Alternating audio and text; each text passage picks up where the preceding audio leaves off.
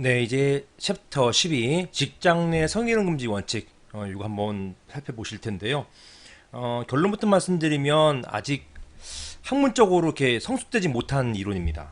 아직까지 중요하긴 하죠. 중요하긴 한데 아직 그 이슈화되거나 학문적 무르익거나 그러지는 않았어요. 여기 이제 프랑스에서는 상당히 많이 논의가 되어지고 성희롱, 직장 내 성희롱, 그다음에 직장 내 왕따 여기에 대해서 연구가 활발하다고 합니다. 근데 아직 우리나라에서는 이 부분 그 논의가 활발하게 이루어지고 있는 것 자체는 아니에요. 관련 판례도 98년도 이제 뭐 서울대학교 우주교 사례라고 해가지고 굉장히 유명한 뭐 판례 이거 하나 나온 게 전부입니다. 그렇기 때문에 이제 뭐 여러분 공부하실 때 이 부분은 간단하게 이런 것들 있다 정도만 보시고 넘어가셔도 좋겠습니다. 자, 이제 처음이니까 한번 해보겠습니다. 직장 내 성희롱 금지 원칙. 직장 내 성희롱이란 사업주, 상급자, 근로자가 직장 내 지위를 이용하거나 업무와 관련해서 다른 사람에게 성적인 연동 등으로 성적 굴욕감, 혐오감을 느끼게 하거나, 자, 여기 보신 것처럼 느끼게 하거나, 누구 중심이에요? 느낌 받는 사람 중심이에요.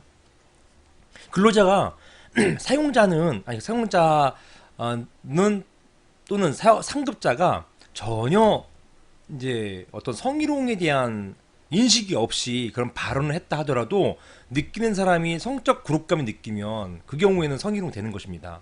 그러니까 이게 실무에서는 좀 문제가 돼요. 이게 성희롱이라는 것 자체가 상당히 넓습니다. 물론 여러분의 이런 어떤 성적인 부분에 있어서의 어떤 그 관용할 수 있는 범위가 어딘지는 전 모르죠. 잘 모르겠지만 실무상 사회상으로는 굉장히 넓습니다. 성적으로 예민하고 민감해질 그 범위가 예민한 범위가 넓어요. 따라서 반대로 굉장히 조심해야 된다는 것입니다. 사소한 농담이라도 하면 안 돼요. 뭐 예를 들어서 많이 나오는 거지만 뭐 술자리에는 뭐 여성이 옆에 있어야 된다 뭐 이런 것들 그다음에 뭐 여성이 술을 따라야지 여직원이 술을 따라야지 뭐 된다 뭐 이런 식의 이야기가 가장 많이 논의되거든요. 많이 나오는 사례가 되겠습니다. 이런 것 뭐 성희롱이에요. 그거 하면 안 됩니다. 자, 이렇게 이런 성적 언동 그 밖의 요구에 대한 불응을 이유로 해가지고 그걸 원인으로 고용해서 불이익 주는 것, 이것을 직장 내 성희롱이라고 하는 것입니다. 성적인 언동 굉장히 폭넓다고 말씀드렸어요. 육체적, 언어적, 시각적. 자, 육체적, 뭐 만지는 거 이런 거 뭐 당연히 안 되는 것입니다. 뭐 친하다고 해서 어깨 감싸 안는 거 이런 거 안 되는 것이고요. 언어, 가장 많이 나오는 얘기죠. 언어적으로 정말 그 성적인 음담 패설하는 거 이런 걸 말하는 것이고, 시각적으로 여직원이 있는데 자기가 컴퓨터 모니터에 야한 사진 막 보고 있다든가 포르노 보고 있다든가 이런 거 포르노 보고 있다든가 이런 거 안 된다는 얘기예요. 그 다음에 이런 객관적으로 상대방과 같은 처지에 있는 일반인들이 즉 이런 일반인들은 평균적 사람이랍니다. 이런 사람들이 성적 굴욕감, 혐오감 느낄 수 있는 행위 이런 것들을 말하는 것입니다. 이런 성적 표현 행위 위법성 여부는 성적 동기나 의도 유무 등 주체적 사정을 종합합니다. 그것이 선량한 풍속 기타 사회 질서 위반되는 것이 여부에 따라서 결정된다라는 것입니다. 상대방의 성적 표현 행위로 인해서 인격권 침해당했어요. 그런 사람이 정신적 고통입니다는 것은 당연하다. 이게 판례의 태도가 되겠습니다. 자, 이 성희롱 만약 당했다 그러면은 그분은요 불법행위 책임 이제 구할 수 있어요. 자, 성희롱 대학교 사례입니다. 자, 교수가 있는데요. 교수가 이 사례 이제 보시면은 이제 판례집에도 제가 상세하게 사실관계를 적어놨어요. 보면은 교수가 뭐 신체 접촉도 하고 그리고 여러 가지 이제 하여튼 음담 패설도 많이 하고 그렇게 되고 그 다음에 자꾸 만나자고 하는데 안 만나주고 하니까 그 조교로 데리고 있던 그 조교 기간 되자마자 조교를 다시 써주지 않는 거예요. 그러니까 이 조교 입장에서는 내가 교수의 그러한 부당한 어떤 성적인 어떤 접촉을 거부하니까 이제 조교가 이제 다시 돼야 되는데 조교가 이제 더 이상 못 되게 됐기 때문에 이것은 내가 그 교수의 성적 접촉에 대해서 불응한 대가로 내가 이제 조교에서 탈락된 것이다 이렇게 주장하고요. 주장하면서 거기에서 나는 그런 성희롱으로 인해서 상처 입었다, 정신적 피해를 입었다라고 하면서 불법행위에 기한 손해배상 청구하고 있는 것입니다. 결론적으로 주장은 손해배상 청구하고 있는 거예요. 불법행위에 기한 손해배상 청구하고 있는 것입니다. 여기에서 뭐 내가 계속 조교로 이제 조교 근로자로 있게 해달라 이런 내용이 아니에요. 그러니까 근로관계랑 관련은 있지만 이 자체 이 챕터 10에 나오는 이 성희롱 관련된 이 사례가 근로관계를 직접적 다루는 사례는 아닙니다. 근로관계에서 파생된 어떤 인격권 침해, 그 불법 행위를 다루는 사례가 되었습니다. 자, 교수는요. 물론 교수가 아니라 교수의 변호인 대리인이 주장했겠지만 성희롱이라는 것은 두 가지가 있다. 즉 조건적 성희롱과 환경형 성희롱이 있다. 자, 이런 조건적 성희롱은 뭐냐? 내가 대가를 어떤 대가를 노리고서 성희롱을 하는 것이다.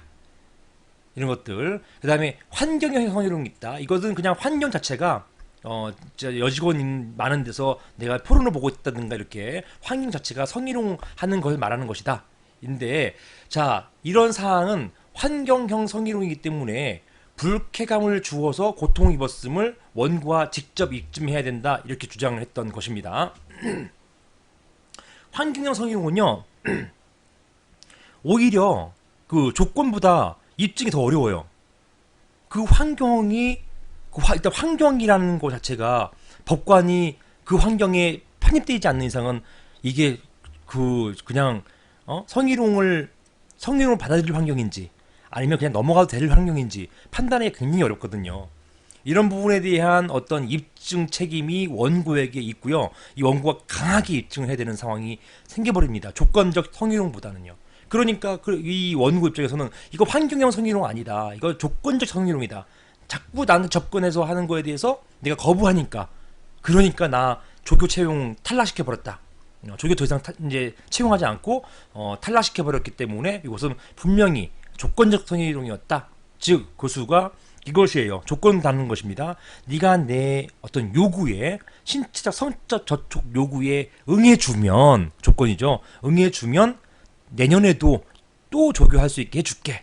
이런 어떤 조건이 개입됐다는 것을 말하는 것이에요. 이런 주장을 하고요. 고등법원에서 이런 주장을 받아들입니다. 그래서 원심 고등법원에서는요. 교수가 승소했어요.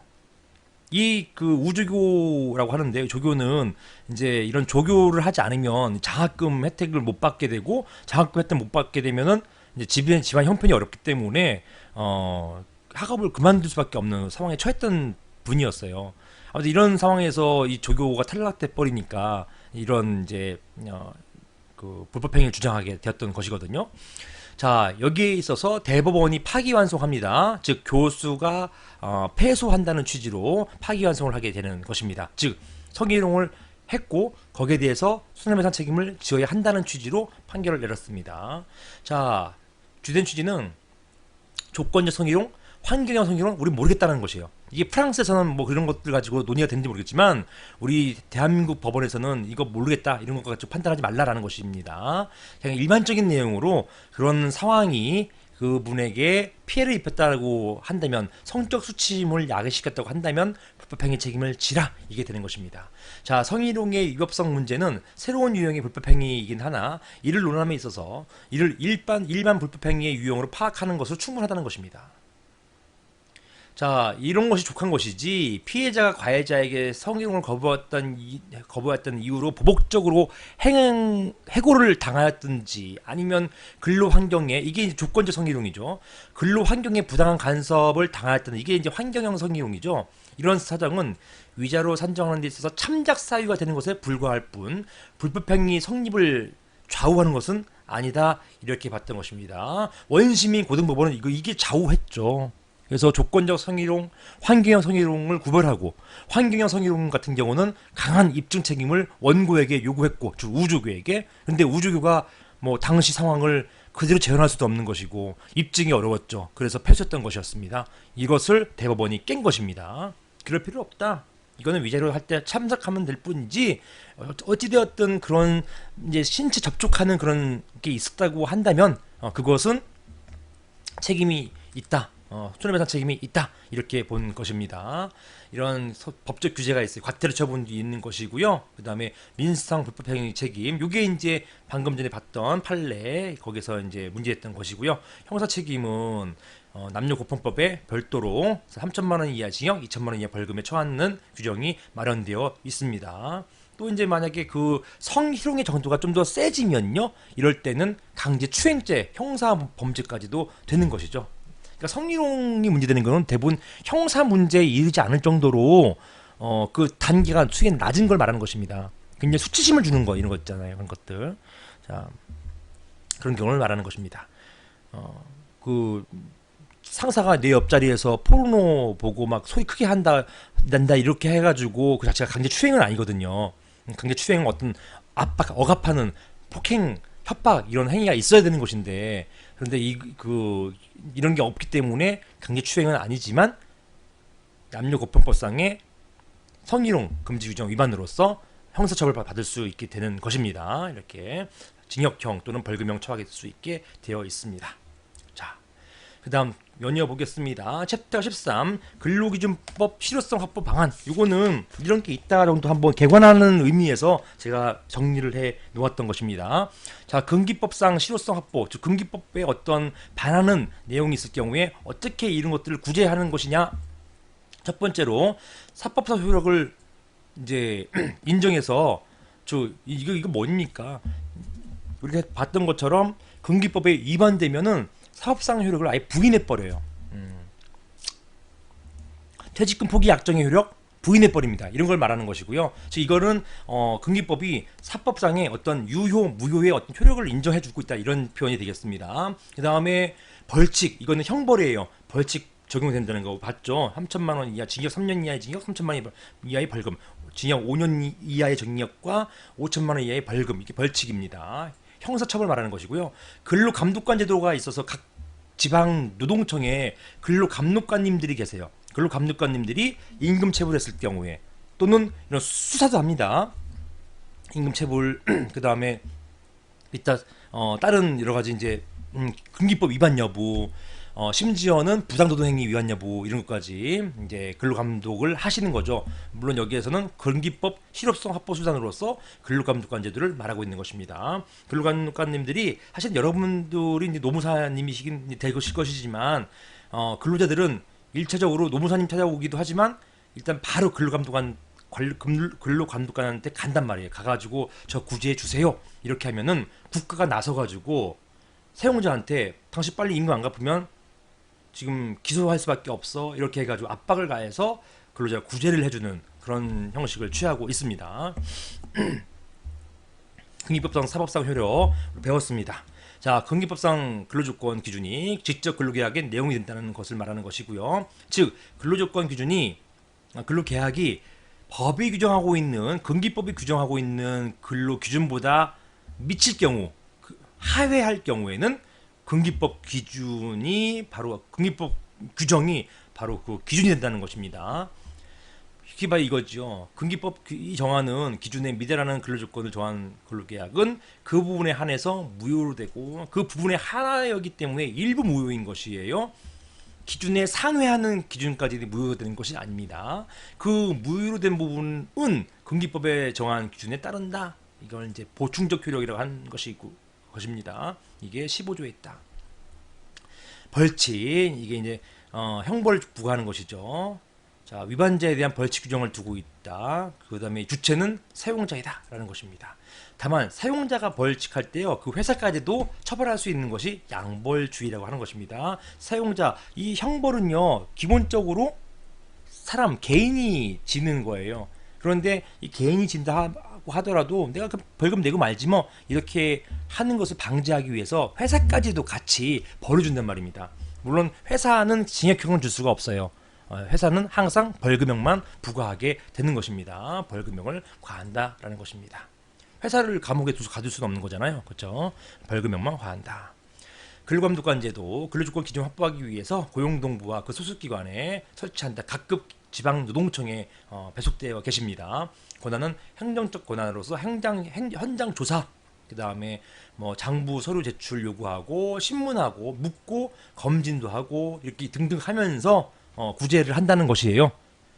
이제 많은 권한이 있다는 것이죠. 여러 가지 상황을 듣고 여기에 따라서 이제 어떤 조치를 취하시는 것이죠. 이게 이제 행정적 권한이고, 사법적 권한, 이 부분은 그 근로감독관님들은요 사법경찰관의 직무를 행사해서요 직접 수사를 하세요.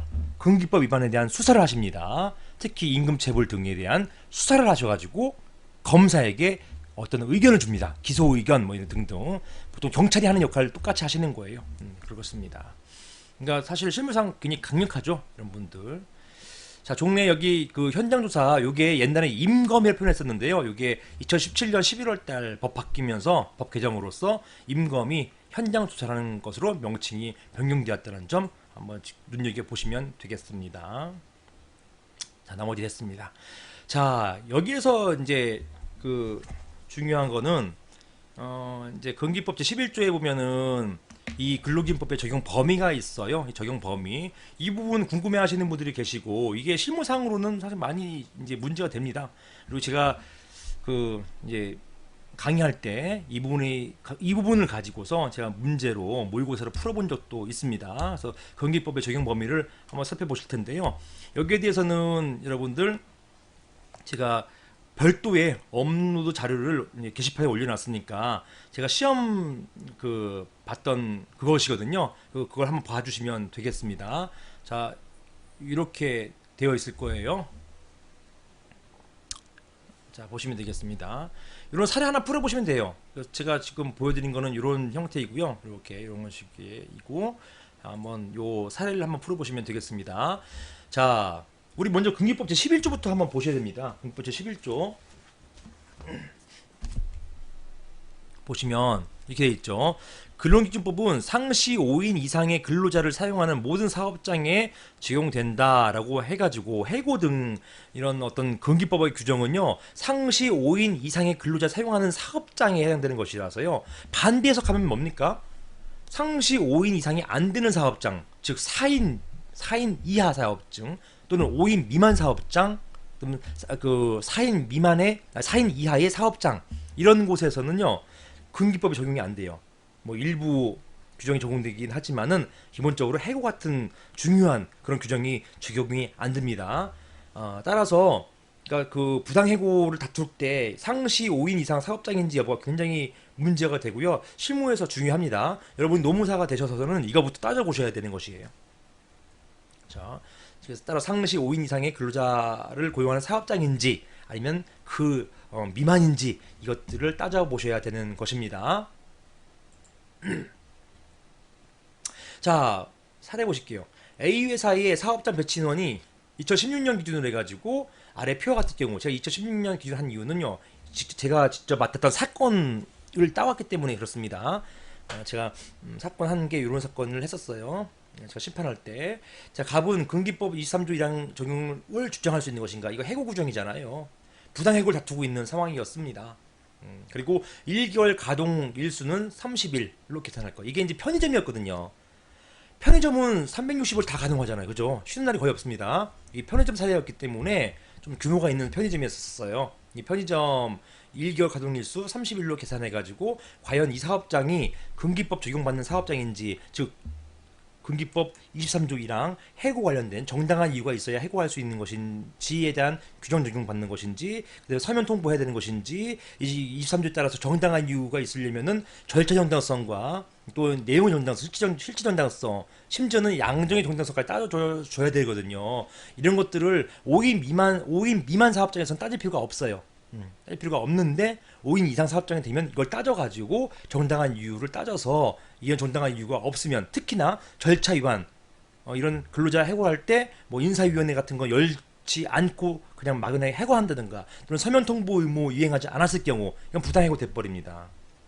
따라서 이것이 상시 5인 이상 사업장인지 여부가 중요하다라는 것입니다. 자, 표가 이렇게 나와요. 이렇게 실제 있었던 사례입니다. 자, 이렇게 돼 있고, 자, 예시대학, 자, 문제가 이제 이렇게 적용을 주장할 수 있는가 이렇게 나올 거예요. 시험 문제 나오면. 자, 사안의 쟁점. 사안에서 자, 여기 뭐 갑인데요. 여기 회사 A 회사의 근로자 갑이라고 봅시다. 갑이 금기법 23조 1항의 적용을 주장하기 위해서는 우선 A 회사 사업장이 상시 5인 이상 근로자를 사용하는 사업장에 해당되는지 여부 요것이 문제된다라고 하는 것이고요. 원칙적으로 금기법 이제 적용 범위 관련된 11조를 이제 써 주셔야 되죠. 원칙 금기법은 상시 5인 이상 근로자를 사용하는 사업장에 적용되는데 따라서 반대해서는요.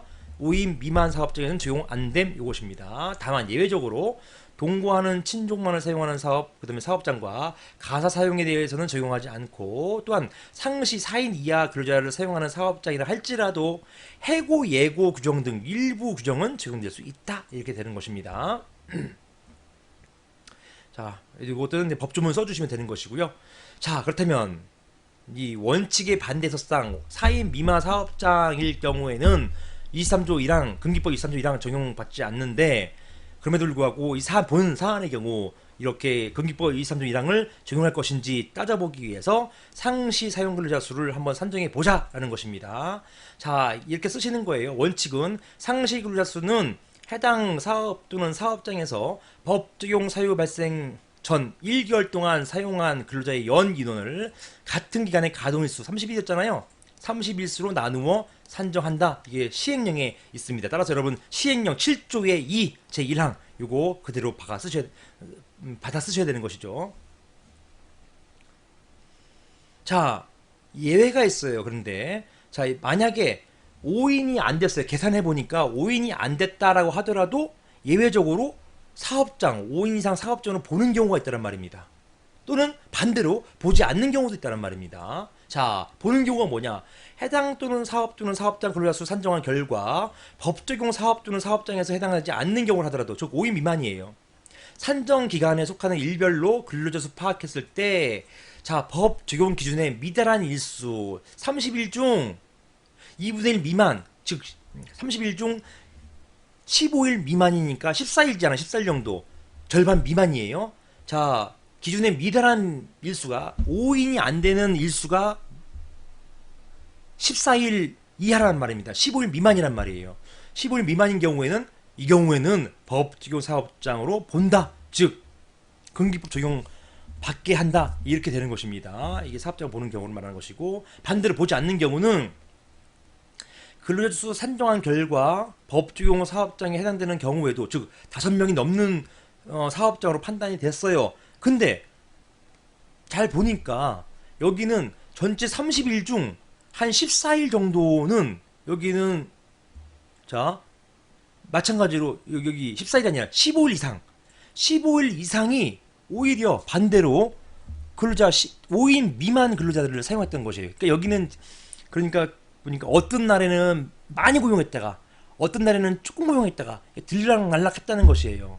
이렇게 자 이렇게 법 적용 기준 미달한 5인 미만인 경우의 날짜가 전체 2분의 1 이상인 경우 15일 이상인 경우 이때는 법 적용 사업장으로 보지 않는다. 즉 금기법 적용 안 된다. 이렇게 되는 것입니다. 자, 이런 전제를 여러분께서는 쭉 써주셔야 돼요. 써주신 다음에 우리 한번 사안의 경우 한번 살펴보자는 것이에요. 여러분 제가 설명할 때 이게 뭔지 좀 모르셨을 거예요. 근데 이 사례 문제 한번 딱 풀어보시면은 다 알게 됩니다. 저도 처음엔 다 몰랐었어요. 복잡하고 그런 줄 알았는데 알고 보면은 뭐 여기에 대한 법리는 이 시행령 다 나왔기 때문에 이걸 암기할 필요 없잖아요. 그냥 쭉 받아 쓰시면 되는 것이고 그 다음에 이 풀이만 잘하시면 되거든요. 풀이도 어렵지 않더라고요. 자, 일단 1개월 가동일수 30일 동안 사용자가 근로한 연 인원은 128명이다. 이거 어떻게 나온 거예요? 각주 보시면 나옵니다. 17 곱하기 5 무슨 말입니까? 여기 보시는 것처럼 5일 근무한 요 날짜가 17일이에요. 그러니까 17일 곱하기 5명 되는 겁니다. 플러스 3일 곱하기 그러니까 3일 3명 근무한 날이 몇 날이냐? 하나, 둘, 셋, 넷 이런 식으로 5 그다음에 보니까 6, 7, 8, 9, 9일이네요. 그러니까 여기 13 곱하기 9가 되는 것이죠. 죄송합니다. 3 곱하기 9가 되는 것이죠. 그 다음에 4일 4명 고용한 날 4명 고용한 날이 몇 날이냐? 4 곱하기 하나, 둘, 셋, 넷이네요. 4명 고용한 그 날이, 그러니까 4 곱하기 4가 되는 것입니다. 이렇게 4 곱하기 4, 이게 128명이에요. 이 128을 자 뭘로 얼마로 나눈다고요? 보신 것처럼 이거를 가동 일수로 나눈 거, 30일로 나눈 것이에요. 자, 이렇게 128명을 가동 일수 30일로 나누니까 4.16명이 되는 것이에요. 그러니까 5명이 안 되네요. 즉 상시 근로자 수가 5명에 이르지 못했어요. 여기서 끝내가지고 자, 아이고 쉽습니다. 그럼 각합니다. 왜? 법 적용 안 되기 때문에요. 근로기준법 위반을 부당해고라고 다투는 이런 구제 신청은 각합니다. 이렇게 하면은 안 된다는 것이에요. 다시 한번 따져봐야 됩니다. 자, 가동 일수 중에서 자, 법 적용 기준 미달한 일수, 아까 뭐예요? 5명을 미달한 일수가 며칠이냐? 3, 하나, 둘, 셋, 넷, 다섯, 그 다음에 여섯, 일곱, 여덟, 아홉, 열, 열하나, 열둘, 열셋, 13일. 자, 5명 미만인 근로자를 사용한 날수를 계산해 보니까 전체 30일 중 13일밖에 안 된다는 것이에요. 즉 과반수 미만 정도, 즉 과반수 이상은 전부 5명 이상을 썼다는 그런 얘기가 되는 것이죠. 역으로 해석하면요. 따라서 가동일수 중 법적용 기준 미달한 일수가 13일로서 전체 가동일수 30일의 2분의 1 미만이기 때문에 결국 자, 아까 보시는 것처럼 법적용 사업장을 보는 경우에 해당돼 가지고요. 결론적으로 자, 법적용 사업장에 해당한다, 이렇게 됐던 것입니다. 따라서 갑은 1응 근기법 223조 1항의 적용을 주장할 수 있다. 그래서 223조 1항 주장하면서 자, 여기 따라서 정당한 이유는 실체적 정당성, 그다음에 절차적 정당성을 따지게 되는 것이죠. 절차적 정당성은 이제 주로 인사위원회 개최했는지 이런 것들 따져주게 되는 것이고요. 여기는 적지 않았지만 여기는 문제가 223조 1항 적용할 수 있는지 이걸 물었긴 하지만 실무상에는 223조 1항뿐만 아니라 27조, 즉 서면 통보 의무, 해고 사유의 서면 통보 의무, 이 규정까지도 이제 적용이 됩니다. 이런 부분들 적용 주장해서 만약에 이런 서면 통보 의무도 이행하지 않았고 인사위원회 개최하지도 않았고 이런 상태에서 그냥 나오지 말라고 해고했을 경우 이것은 부당 해고가 되는 것입니다. 그래서 구제해주게 되는 것입니다. 여기까지 보겠습니다.